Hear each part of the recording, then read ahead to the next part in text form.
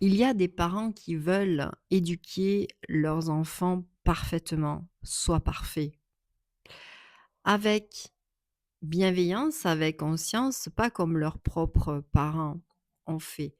Pas de cris, pas de fessées, pas de blessures. Ils veulent faire mieux, tellement mieux. Mais parfois, cette quête de perfection devient une nouvelle prison pour l'enfant parce que ces parents-là, ils ont eux-mêmes grandi dans un monde dur, froid, exigeant, un monde de silence, de performance, de tiens-toi droit, tiens-toi bien. Et sans s'en rendre compte, ils portent encore en eux leurs messages contraignants qu'ils ont reçus quand ils étaient petits. Sois parfait, sois fort, fais plaisir, ne lâche rien.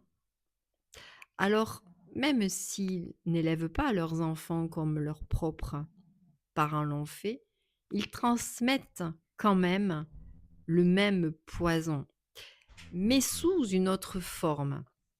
Ils ne crient pas, mais exigent la régulation émotionnelle constante. Ils ne frappent pas, mais imposent une sagesse prématurée.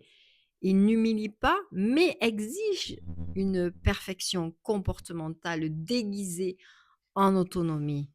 L'enfant doit être calme, posé, conscient, jamais trop bruyant, jamais trop chaotique, toujours dans la maîtrise, toujours dans l'équilibre, toujours dans le bon petit. Et petit à petit, cet enfant, il apprend à se contenir, à faire plaisir, à être sage pour bien évidemment ne pas décevoir. Il devient l'enfant parfait. Mais au fond, il étouffe. Il ne fait pas de vagues, mais il est pas libre non plus.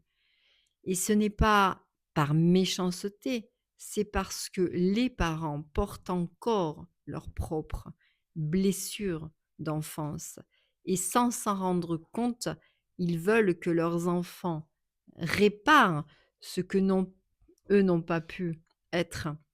Soit l'enfant que j'aurais rêvé être, parce que je n'ai pas eu le droit de faire, devient ce que j'aurais voulu être, mais ce n'est pas une éducation, c'est une projection et c'est comme ça que les messages contraignants traversent les générations, par amour, par peur, par manque d'espace en soi.